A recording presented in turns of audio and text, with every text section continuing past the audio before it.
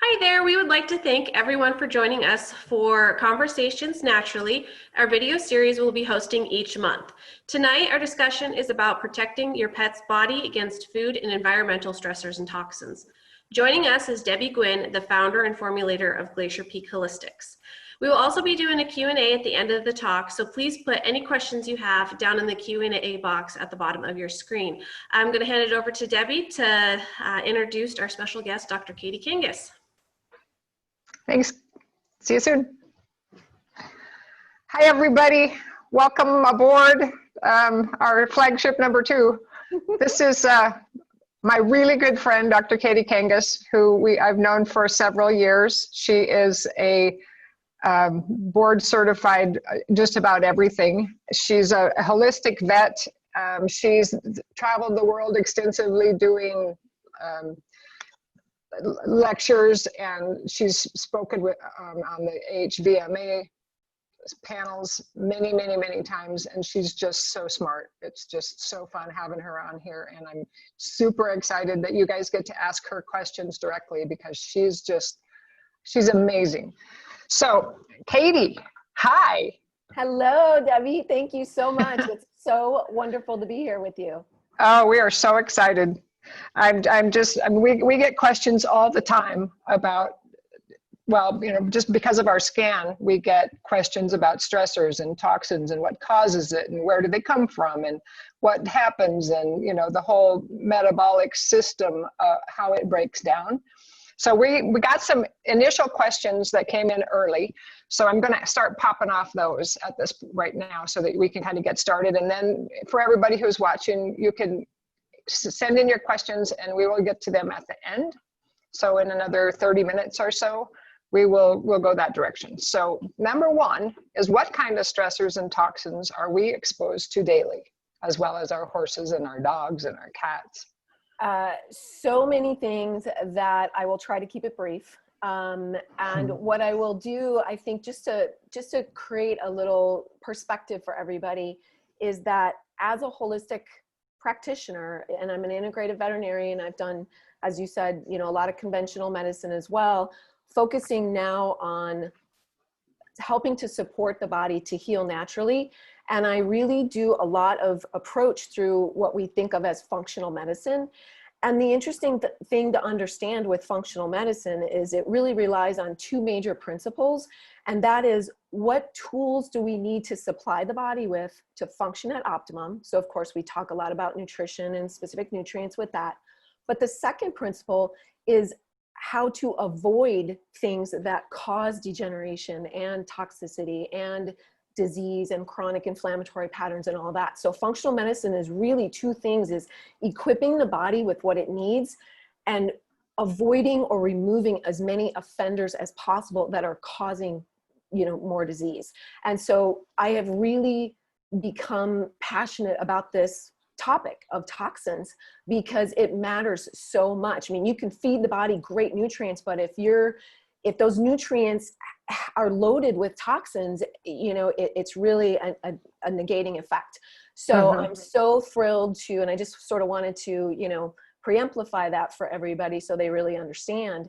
So I've done a lot of personal research and then even teaching in these topics lately, and I will answer your question, but I just wanted everyone to know that this is such a hot topic and such an important topic that this year coming up, the AHVMA, the American Holistic Veterinary Medical Association, which you just mentioned, is hosting their annual conference. And of course, it's been canceled for the live version, but it's still virtual. And I'm actually presenting 3 presentations, so 3 hours. And 2 of them are indeed on glyphosate toxin, and 1 of them is on clinoptilate, which I know we're going to talk about today. But I just wanted everybody to understand that there is a lot of attention and focus on this, as there should be, because this is, we're gaining a lot more knowledge of the significance of this and what we can do about it. So then, to backtrack to your wonderful question, is what kind of toxins are we exposed to? A ton. I mean, we could spend an hour just answering this question and probably run out of time. But what I can tell everybody is there's toxins in food, there's toxins in water, There's toxins in the environment, you know, all over the grasses, all over the crops. Obviously, modern agriculture is loaded with toxins on, and there's different ones that tend to be used for different types of crops and plants. But there are toxins all over the environment and in what we ingest and intake every day. And then when you have pets, and Deb, you can speak to horses a little bit more for us than I can with my direct experience, but certainly with dogs and cats, they're also getting extra toxins put into them or on them deliberately. Like most of the time people, you know, we're at least either unknowingly getting toxins or we're not deliberately doing it. With pets, a lot of times, unfortunately, they're being treated with constant toxins and pesticides, with dewormers and heartworm medication and flea and tick products. And so the load of toxins that our companion animals are exposed to is really tremendous. And I think a lot of people don't quite understand that yet, but the awareness is growing. And of course, that's what we're here for. So. Exactly. Yeah. And I think at this point, it's basically the same with horses. It's the same with us. You know, the toxins are in the air. I mean, it's not even doesn't have to be a surface. It's in the air, and anything that lands on our skin or gets in our lungs, it's going to affect us in some way or another. And that includes all of the animal kingdom. So what is your thoughts on how do we protect ourselves and our pets? Do you have any thoughts about that? Yeah. And again, you know, a nice extensive topic just in that as well. And one of the first things that of course would come to mind to everyone intuitively is do your best to avoid them if you know, to the best of your ability. So obviously we want to eat as clean as we can. We want to, you know, eat organic foods. We want to feed our pets and our horses the best quality, cleanest food that we can. We want to give them purified water. You know, so many people may drink purified water themselves and give their dogs tap water and not even think of the fact that, you know, that's an issue. So minimize, depending on what region of the country you're in and, you know, the risk exposure that your pets have, minimize the amount of toxins and pesticides and things that you give to them or put on them. That's, you know, sort of an obvious. Other things that we can get into is, again, equipping the body with really good nutrition, because obviously if your body's stronger with good nutrients coming in, the body is going to have some more resilience than for somebody that's eating poor nutrients and toxins. So obviously feeding a fresh food diet, feeding a species appropriate diet right there is also critical. But then there are a lot of other things that we can give them as either nutritional supplements or herbal you know, products and things like that, that can really help the body to either protect them from these, you know, agents, or remove them, you know, absorb them, bind them, you know, bring them out of the body, that sort of thing, or simply supporting the liver and the kidneys for the body to detox more efficiently every day and more cleanly every day. Yeah, I couldn't agree more. And you know, you were talking about what's put on the external for like fleas and ticks, and you know, for horses it's flies and horse flies and deer flies. And I've just found that essential oils work so good. And you can mix them with like apple cider vinegar, and I mean I use aloe because it seems like there's a lot of issues with, you know, horses getting bit, and you know, when they get bit, they get irritated, and it's just a lot. So that's just another way. And you can also do that with dogs and cats. You can use essential oils. Yep, you got it. I don't even carry at my practice. I don't carry the traditional, you know, conventional flea medications, but I do have essential oil products. I do like to educate people on resources where they can get them and find more information about how to use those, and even things like diatomaceous earth, which I know appears in some of your products as well, but other natural items that can help to be suitable things for pest control without being, you know, toxic to the pet's body. Exactly.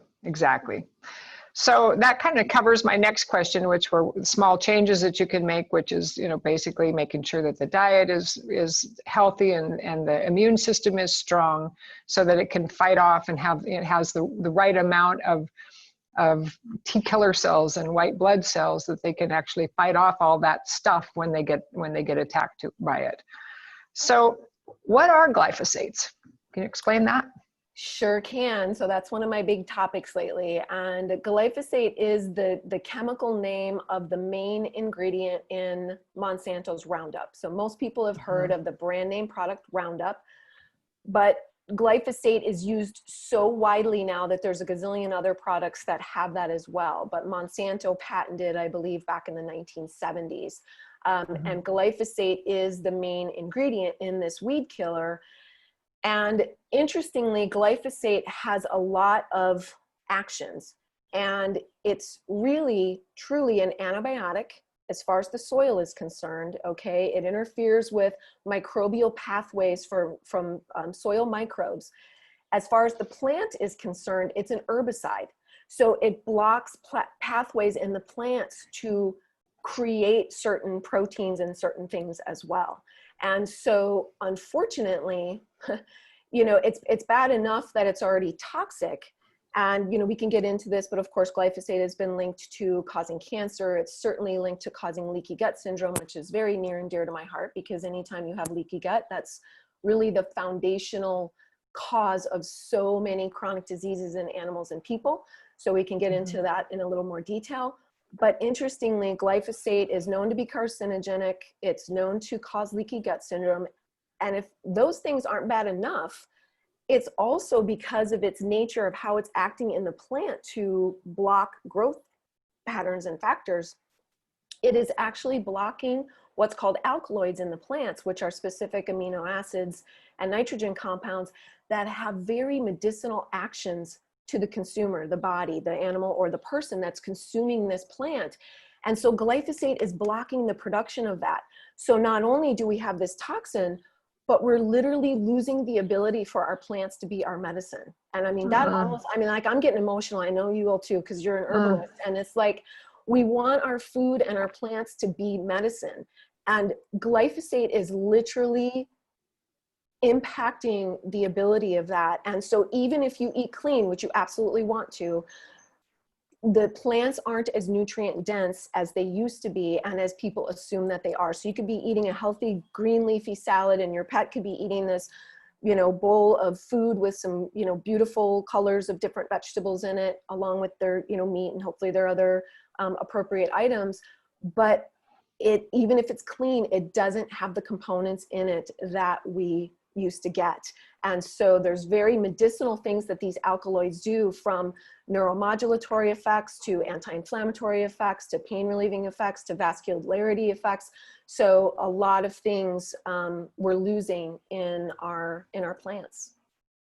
Oh, that's just hideous. It's so, it just makes me crazy. I don't understand how people can knowingly do things like that to Yes. And Mother Nature. you're exactly right. And one comment that I can share too, just to make sure we get this in, is that glyphosate has become so widely used. It is truly the most high volume antibiotic in the world, okay? And it is estimated to be in 70% of the global rainfall at this point. So evaporating up, coming back down. So again, it's so ubiquitous because it's being used at such high levels that it's become a huge issue. Yeah, yeah. It's so. Are there specific brands that you know of that are heavier in glyphosates than others? You know, as far as kibble. Oh, so brands of food. Yes, actually, I can talk about this, and I wouldn't say that I know specific brands, but I definitely can give you some categories of what you want to be aware of. And so what we now understand is that, of course, glyphosate or Roundup was really developed to do these Roundup ready crops. Okay, so these are the GMO crops, genetically modified organisms, where they wanted to genetically modify these crops so that you can spray it with Roundup and it wouldn't kill the plant, but it would kill the pests and the plants could be more productive and blah, blah, blah. And so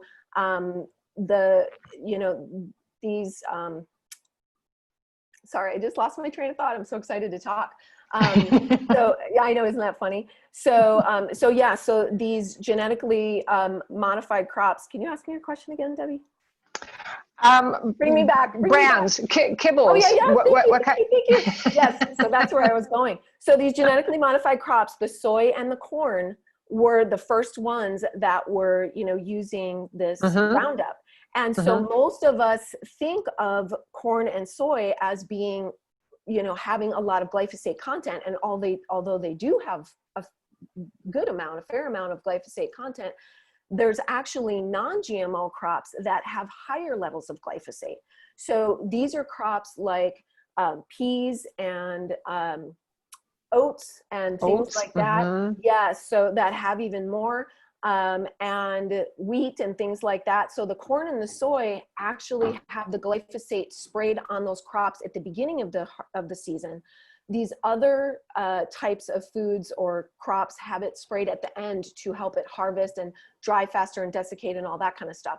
So Mm-hmm. rounding back to your question is that we are finding now that actually the grain-free foods have more of and the lentils, that's what I wanted to say, is the lentils, the peas, the wheat, the oats, those tend to be in higher concentrations in grain-free foods. And not that I am for grain-based foods at all. I just wanted to make that differentiation that a lot of people that are listening may be aware of this big issue that's happened with the grain-free foods being linked to health problems for dogs. And I am convinced, with the level of knowledge that I have right now, that glyphosate is a key component in that, because the types of ingredients that are really high in these foods have a lot more glyphosate in them. And so those are the foods that I would, if they're not organic ingredients, I would be very cautious about feeding brands with high levels of those, ingredients in the panel. So, and we now know, because glyphosate is affecting the gut and leaky gut and the way that microbes work and the microbiome and all that, it makes sense of why it's leading to this taurine deficiency. Taurine is degraded differently and not bioavailable the same way when the gut is filled with glyphosate. So, that gets a little bit back to not necessarily brands, but anything that's heavily processed is going to be more of an issue, because that reacts in the body differently. And then anything that has a lot of glyphosate in it, which are those crops, plus corn and soy as well, which are not appropriate food items for pets anyway. But yes, that would be things that I would definitely avoid. So on the line of the oats, I know that if oats are sprayed, which most of them are at the end of because they want them all to ripen at the same time, is basically what happens. Yep. So they spray them, and some of it will come off, but if it's milled at all, so if you've got like a ground or I lost my train of thought too. Rolled oats, like steam rolled oats, or crimped oats. If the shell is broken, then the glyphosates can actually get into the heart, and that causes them to be even more toxic, because they're not necessarily the coating that's on the outside that has been sprayed on doesn't necessarily get through the husk and into the shell or the and that's actually a great point, because also in my research I found one of the theories of why the corn and soy have a little less is the time that they're sprayed in the harvest scenario, but also because they have a thick husk. And so those are sort of akin to what you're talking about with the oat. And I'm sure the oats with horses, or, I don't know where they're getting a lot of their exposure, but we do know that the average American has 38 times more glyphosate in their urine now than we did 20 years ago. And so the levels are dramatically rising. And we know that there's been enough testing done in the urine of dogs, cats, horses, and farm animals that we now understand that the average dog in our country has 30 times more glyphosate than humans do. Cats about 16 times greater. So they have a little less exposure, probably because they don't have quite as much environmental exposure, perhaps. And less grain and, in their food, hopefully, because they're, more carnivore ratios in their food. But then horses actually are being measured close to the levels of dogs. So horses and dogs. And that makes to be even more, the highest exposure that we're aware of, I think. That makes total sense, in that every crop that you feed a horse is going to be sprayed unless you buy organic, which is almost impossible. I mean, the hay farmers can't afford to have organic hay. If they did, it would be so expensive, people wouldn't be able to buy it. So what's the answer? How do we eliminate glyphosates if we can't get rid of them in our world? Right. So we can't get rid of them. I would encourage people to, be as proactive as you can in, community and laws and, how you can support, systems and voting and things to make our most impact. But obviously, as individuals, we're not going to be able to control the volume of glyphosate that is in the foods that our pets and our animals and we eat. So the next measure of protection then is, of course, to consume supplements or very worthy, products, natural products that are going to help rid the body of the glyphosate and or correct the damage in the body that glyphosate is causing.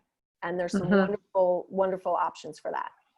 And what's the chain of command there? Where does it start? I mean, where do you start to clean it out?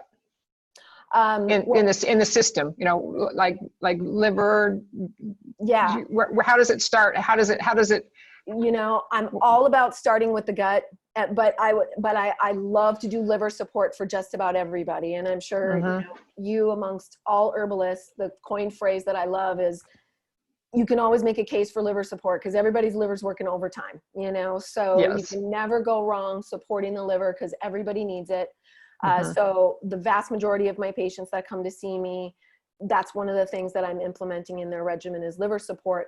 But as a true holistic practitioner, I am often focusing on the gut first because the gut really is such a first line of defense. And if you don't repair and support the gut to function more properly, you can't get anything else to work better either. And so that's where I always start. So gut makes a lot of sense. So I really zone in on helping to heal and fix leaky gut the best that I can. Obviously remove as many offenders as I can, get them on the best nutrients.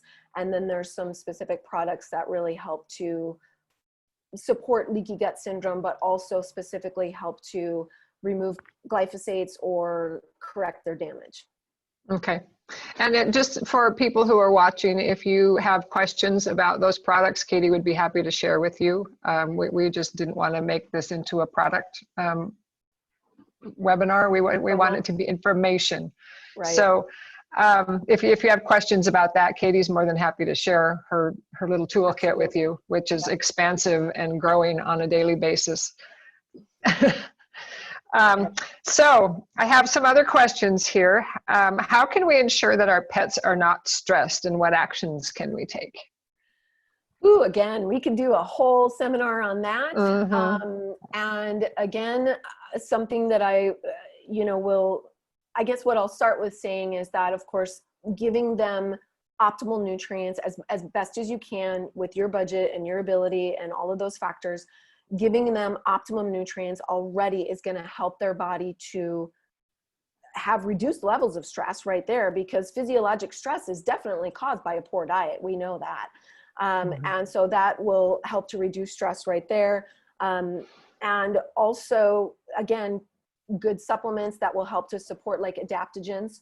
Some people have heard of that term. That means you're helping the body adapt to different stressors, whether those are emotional and mental stressors or physiologic stressors. The adrenal glands and numerous systems in the body are very, intertwined in, adaptogen and helping the body. So giving the body tools to reduce that as well.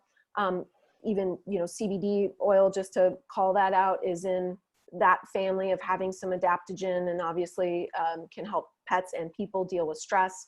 Medicinal mushrooms, there's all kinds of ashwagandha. I mean, there's all kinds of herbs, and I know, Debbie, you could definitely rattle off a nice list. So those are all things that can be included. Reducing stress, and then I should actually bring up EMF, which electromagnetic fields, which Deb and I are both very passionate about and knowledgeable about, is a whole nother stressor, biological stressor for everybody. And again, that's so ubiquitous in the world now, and especially right now with COVID, we were already dependent on our devices, but now most people are working from home. You got multiple devices on all the time. If you're working from home and your pets are generally home when you're at work, now they're exposed to everything on all the time. So EMF is a whole nother, topic of stress. So anything we can do to help them to adapt to all of these things with, EMF harmonizers and, adaptogens and good diet and all that kind of thing. I also really love the power of essential oils, the power of flower essences, all of those kinds of things that make energetic, changes in the body. People don't really realize it, but this is on a vibrational level. These plants, these oils have energy that work far beyond aromatherapy. Aromatherapy is already, I always tell people aromatherapy is no joke, because when you smell something, it can change the way you feel, and the way you think and feel will absolutely biochemically change what's going on in your cells. So aromatherapy is powerful by itself, but these plant medicines or these plant products go way beyond just even aromatherapy. So it's really interesting how much that can help. The other thing that I would love to point out and squeak into our conversation, which I think is really fascinating, and I'm coming to a greater level of awareness about this, the more years that I practice in holistic, approaches, is that if you want to know if your pet is stressed, we can talk about parameters that you can look at your pet and see maybe they are stressed. But I would say if you want to know if your pet is stressed, check in with yourself and see if you're stressed. Good one. Our pets, we are now more and more holistic practitioners and open-minded people are starting to really have a deeper level of understanding that our pets, especially dogs and horses, and there's been actually studies done, cats a little bit to a lesser extent, but everyone's included. Dogs and horses are so bonded to us and so energetic. And if you are feeling stress, they are feeling that stress too. And it is uncannily, it's not even odd to me anymore, but it's probably odd to most people, that I see so many pets who mimic the disease symptoms or the health conditions that their families, their owners, their pet parents have. And so when I'm explaining and educating to people about the foundational things that are going on with their pet and what the perhaps underlying causes are, and we're talking all about details of their pet's health, a lot of times they'll stop and reflect a minute and they'll look at me and pause and say, I have that same condition. And I'm like, you don't say. So this is really great. Now we'll work on things that will help everyone in the family, and you get to benefit too.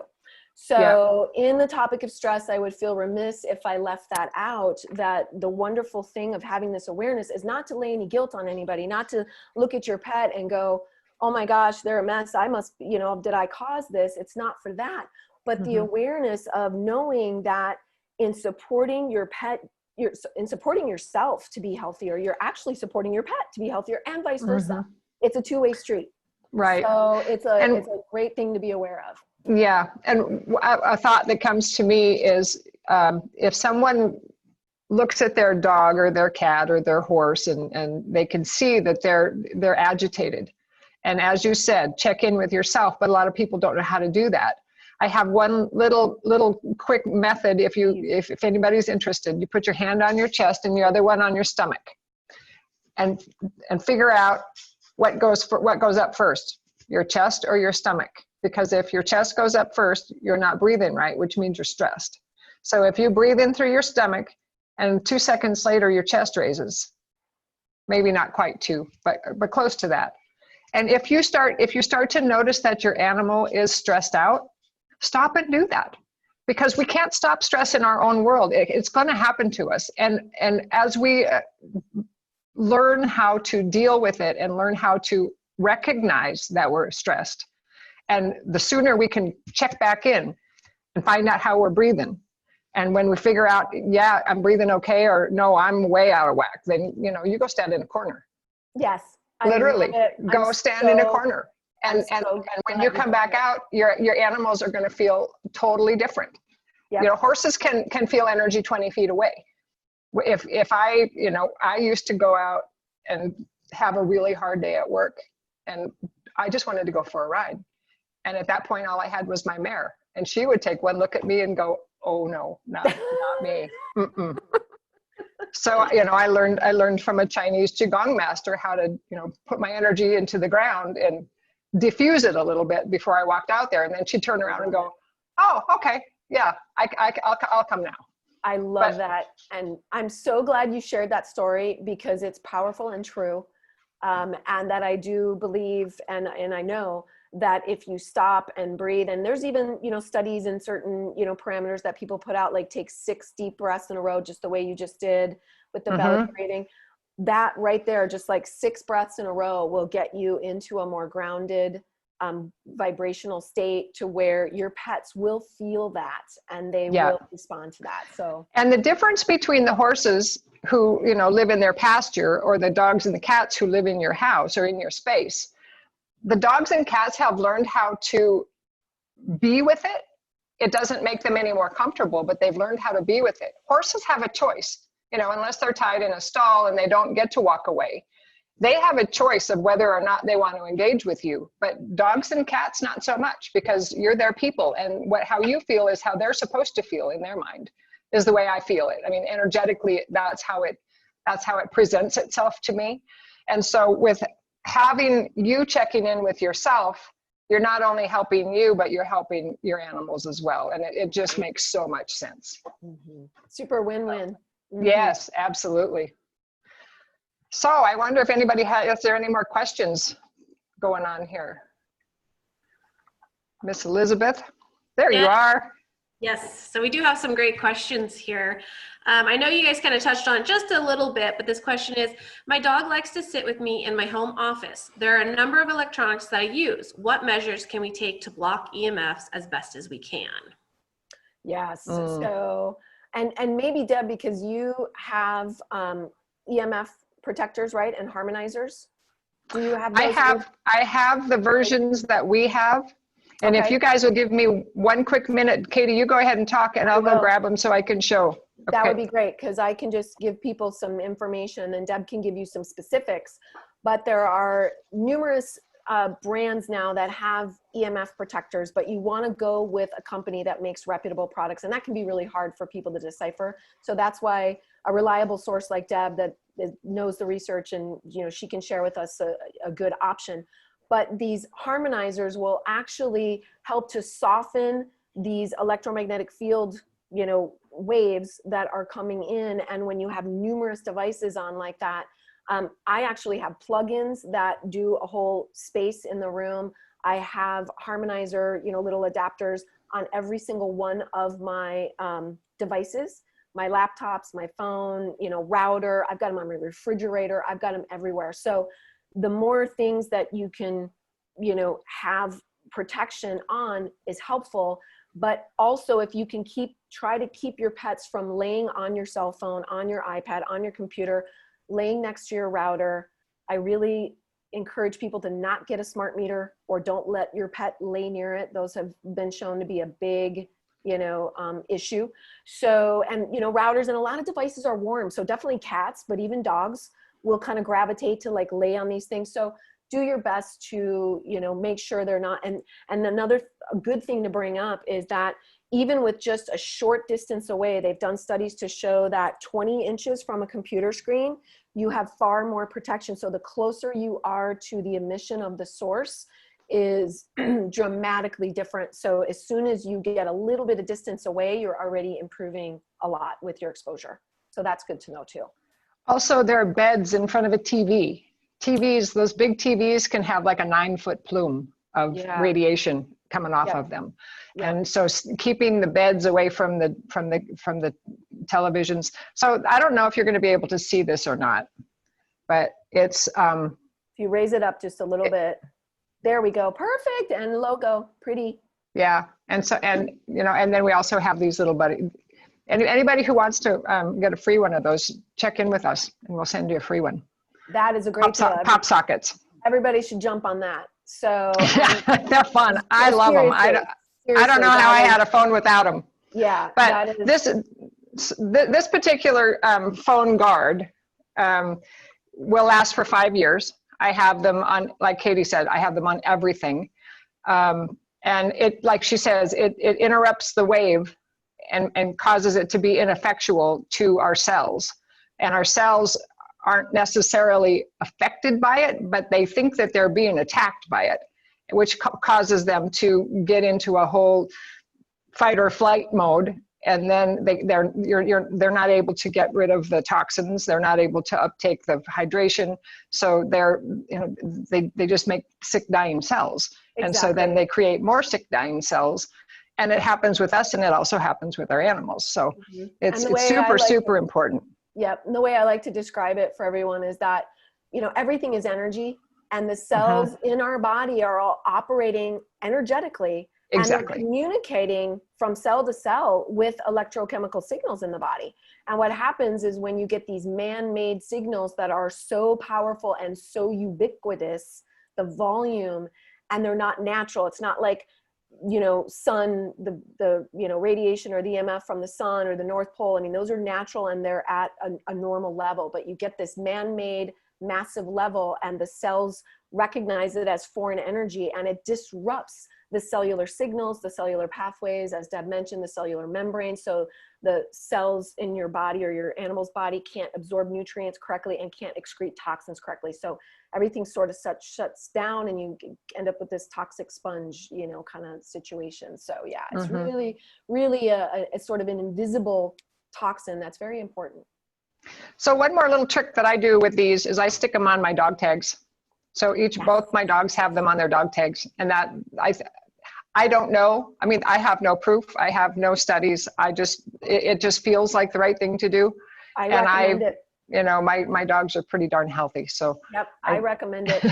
And they come to work. They're in front of everybody's computers. We have an office full of computers, and they're everywhere. So yep. And one more little tidbit for people is that another recommendation is to turn your Wi-Fi off at night if you can, at least while you're sleeping and while your pets are sleeping, because at least that's a nice chunk of your 24-hour day where you don't have to have as much right around you. So if you can do that at night, and that at least minimizes the exposure, and you should actually sleep better, and they've proven that, biochemically as well. So that's really nice. Very good. Very good. Okay, let me see what else I have for questions. I guess you, yes, Elizabeth, you go. So I recently just did a wellness scan for my dog. While I was looking at her results, I was wondering if those stressors might also be mine. Since we are all connected, do I share the same stressors? That's a great question. I've never been able to, match that and evaluate that specifically, but I would say it's not a stretch to assume that there's at least some, crossover with what your pet is responding to and what you are. I'm sure there's some individuality with, some things, but, I bet that there is some relation there. And I'm really happy that now the wellness scan has the electronics on there. So I actually look for that too. And if that is, reading to be a, reactive issue, I really like to pay attention to that as well. But there are biofeedback tests available specifically for people too. And I've never been able to match them right up to their dogs, but that would be a wonderful study to do and see how. That would be, yeah. Yeah, we should do it. Let's do it. Yeah, we should. It would have to be both at the exact same time though. It is true. So it would have to be done well too, but the evaluating the compatibility would be really interesting. It would be very interesting. Yeah. All right. So another question here. Should a dog that lives in a city, in terms of smog, take extra precautions to eliminate pollutants? Yeah, I mean, smog is a big deal. And I like how Deb brought it up in the beginning about air, because I think I kind of rattled off, food, water, the environment, but air quality is a big deal. And even with, what's going on right now with the COVID virus worldwide and all that, some of the places that have the highest level of, numbers of people that are infected have the worst air quality. And so anytime you're breathing poor air quality, it's absolutely going to affect your resilience to disease, your likelihood of getting any kind of infections, and obviously the likelihood of you getting chronic inflammatory problems as well. So yes, if there is smog, I mean, I would just do your best. There's a lot of good things that you can equip into your home or your environment that are good air filters and air cleaners that will help to filter out a lot of the, you know, air quality toxins and even dust particles and molds and all that kind of stuff. So I would definitely equip as much as you can if you live in an area that's heavily polluted. I would add to that N-acetylcysteine, which is an amino acid that helps to detoxify lung tissue.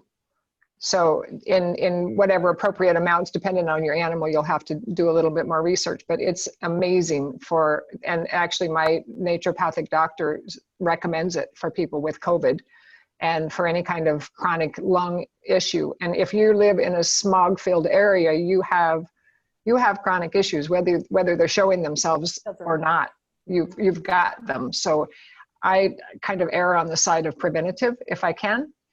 And that's a really good preventative. Yeah, that is great. And is that included in any Glacier Peak products? I'm curious. It is not at this time because it's a nutraceutical versus an herb, when we kind of stick with strictly herbs right now.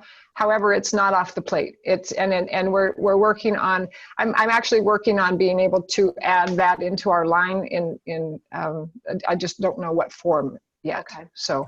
And certainly I can add to, Elizabeth, I know we haven't really talked much about clinoptilite yet, but that is one of my favorite detoxifiers to use. And I've done a lot of research in that because that is one of the topics that I will be presenting for the American Holistic Veterinarians this year. And that is a product that is carried at Glacier Peak, and I absolutely love it.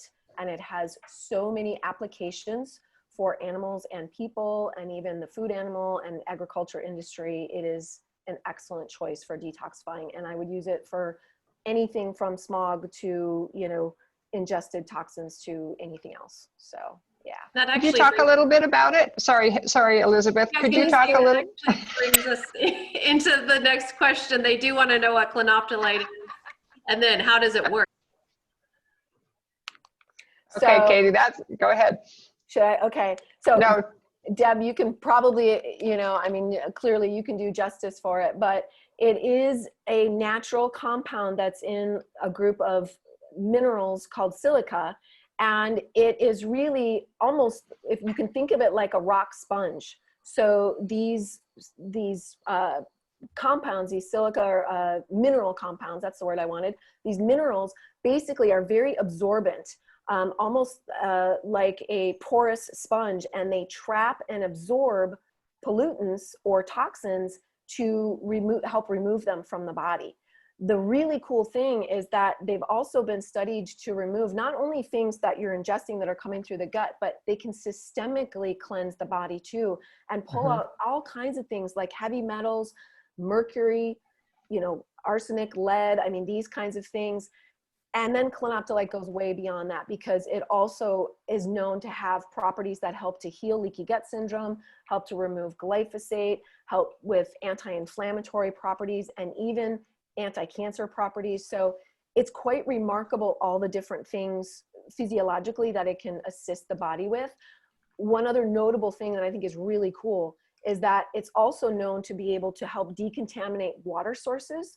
And so they're putting clinoptilite in the feed for chickens and pigs and cows because it's a very safe thing that is helping to detoxify these farm animals that are so toxic from the ammonia in the water because of all the, you know, runoff of all of these farms, that these areas get so toxic. So they're actually using it to, you know, help in a natural way to detoxify water and animal bodies as well. And it is very suitable for a supplement for pets and people. And is it used in horses too?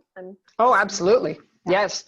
And I also use it in a larger format. I mean, rather than the powder that we also sell, but I can get it in larger pieces and put it in like a PVC bag and put it in a water trough, and it helps to keep the mold out of and the bacteria from growing in my water tanks. It's So fantastic. And if it can do that in a water tank, I just kind of always envision it. That must be what it's doing inside too. You know, inside the body. It's just like grabbing all of those things and cleaning everything up. Mm-hmm. There's So some impressive qualities. And I'll just back up and tell people clinoptilite is one of the many classifications of zeolite, but clinoptilite is a very specific zeolite. And that is this group of mineral compounds that are very porous and absorbent.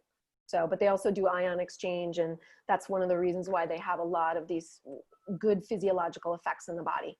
So. Mm-hmm. So just one other thing, for those of you who are looking to get clinoptilite, we actually have created it in a mixture with Thorvin kelp, which is super cleanse. And that's actually the best way to get it, because as the zeolite is taking out, or the clinoptilite is taking out all the toxins, the Thorvin kelp is actually putting back in the micro and macronutrients that in mineral form that we're being depleted of, because the chemicals in our system have depleted them. So it's actually a 2-for-1. And it's just, I feel like it's a more synergistic blend rather than just to have the clinoptilite all by itself. It actually helps to support as well as detoxify. So that's pretty much the way we like to share it anymore. And I mean, just literally applause from me as a holistic practitioner. That is one of the products that is leaving my shelf the most now. I mean, every day. Yay. Because I was recommending to, I want to help detoxify. I want to give these important trace minerals and these other components. So I'm a huge fan of kelp. I like all of my patients to be on it. And I struggle as a practitioner with keeping my recommendations not too excessive and overwhelming for people, because there's so many things that I know that are wonderful tools in the toolbox, but you don't want to overwhelm people with too many or the pet.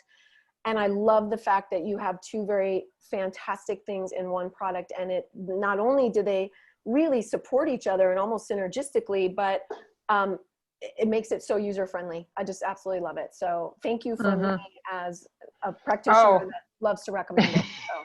My pleasure. I love it too. Yeah, I love it too. I just wanted to mention Thorvin kelp is also the only one on the planet that they test every batch for radioactivity, because worldwide, all over the planet, most of the kelp is contaminated because it mostly comes from the Pacific Ocean.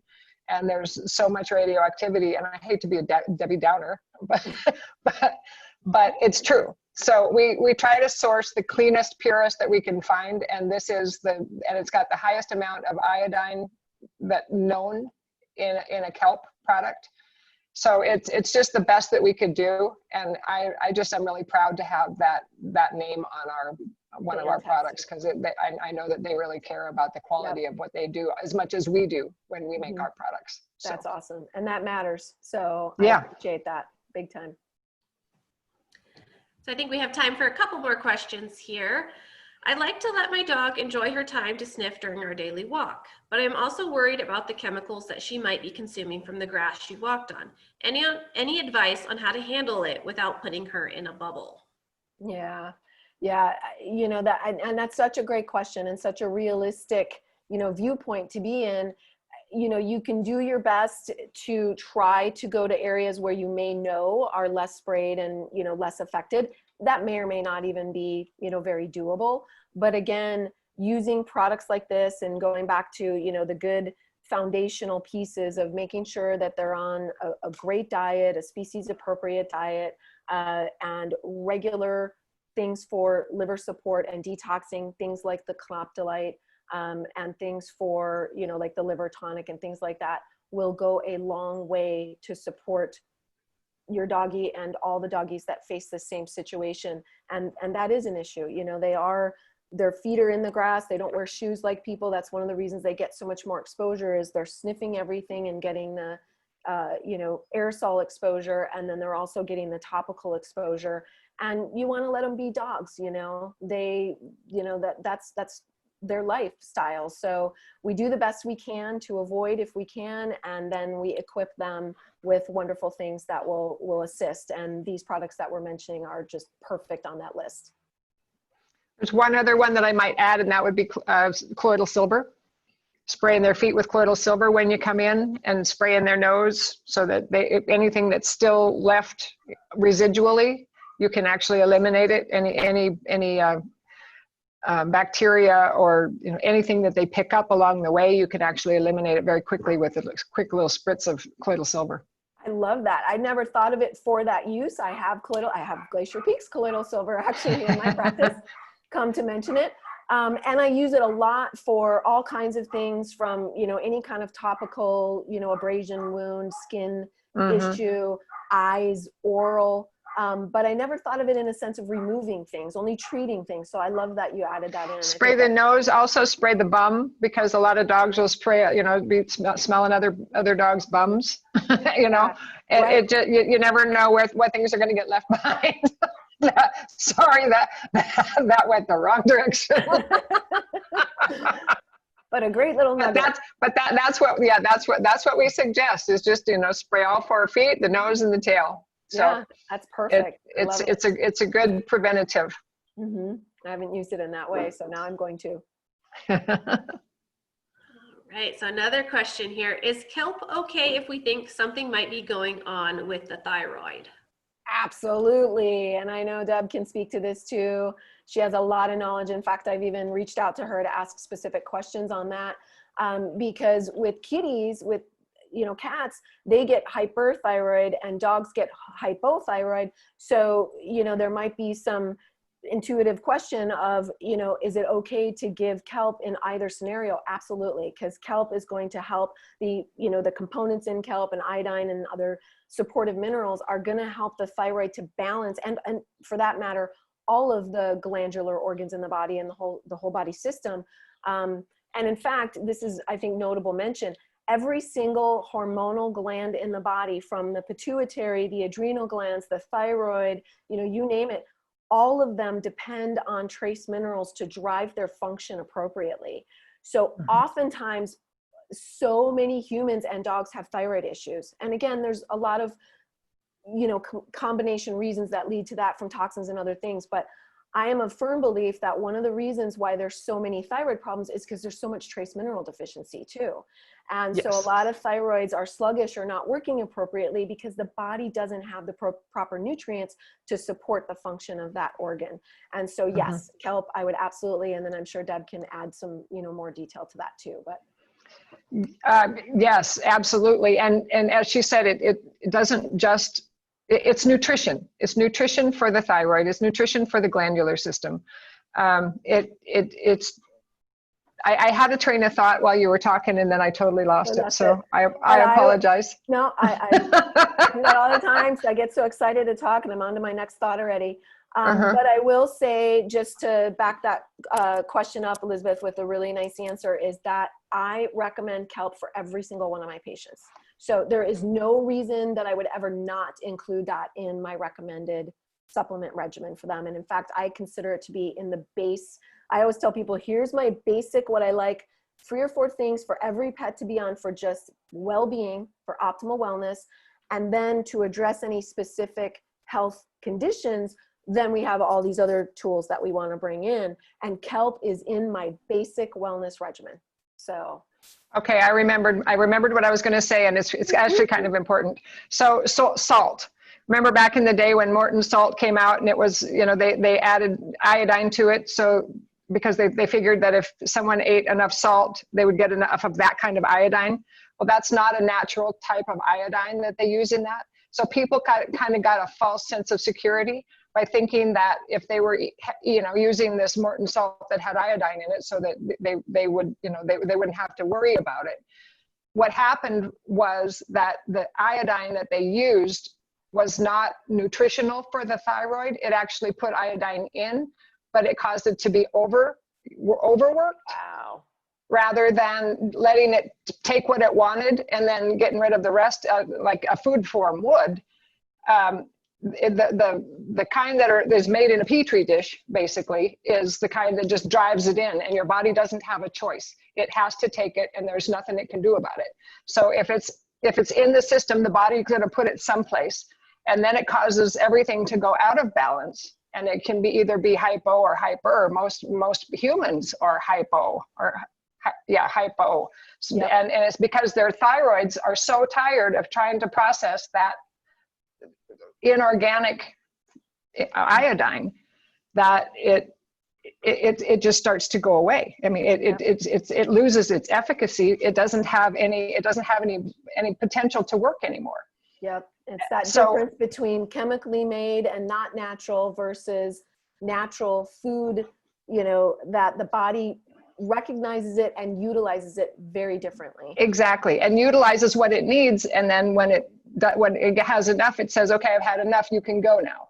Right. It doesn't come in with a jackhammer on the door and says, you're taking it no matter what. And that's where the food is the medicine part. And that's why I get so sad when I think about our food not being our medicine anymore. I know. So we only use organic herbs, and that's the reason why, because in order to be certified organic, a farm has to be at least 7 years clean, which means that all of that stuff is gone. It has to, well, theoretically, I mean, there's another whole issue there that we won't get into, but theoretically, it starts to rebuild itself, especially if the soil has been rebuilt. So I just don't believe in giving a sick animal sick herbs, and anything that's not organic in my book is sick. Good so point. Mm-hmm. That's my way of thinking. and an important point, I believe. Got any more, Elizabeth? Yeah, we have I think time for one more here. So how do you know if your dog has high levels of glyphosates? Does the Pet Wellness Life stress scan test for this? There's nothing on the stress scan that would, I can tell you how to get it in the urine, but I was just going to ask Deb if there's anything on the stress scan that leads to that. Other than the energetic imbalance, I look at that, as a big part of my evaluation of the stress scan, which is that, third page of the results. And it does have the herbicides, pesticides on there. So that's a flag, but it doesn't necessarily say, what the levels are or anything like that, just that the body's having inflammatory reactive, readings to that. So, but as far as getting tested, there is a organization called the Health Research Institute, and it's a nonprofit lab. Larry Bolin is the founder of this lab, and Larry and I were, and I know Deb met him, we were all together at the Dogs Naturally event the fall before last year, when I spoke on EMF actually that year.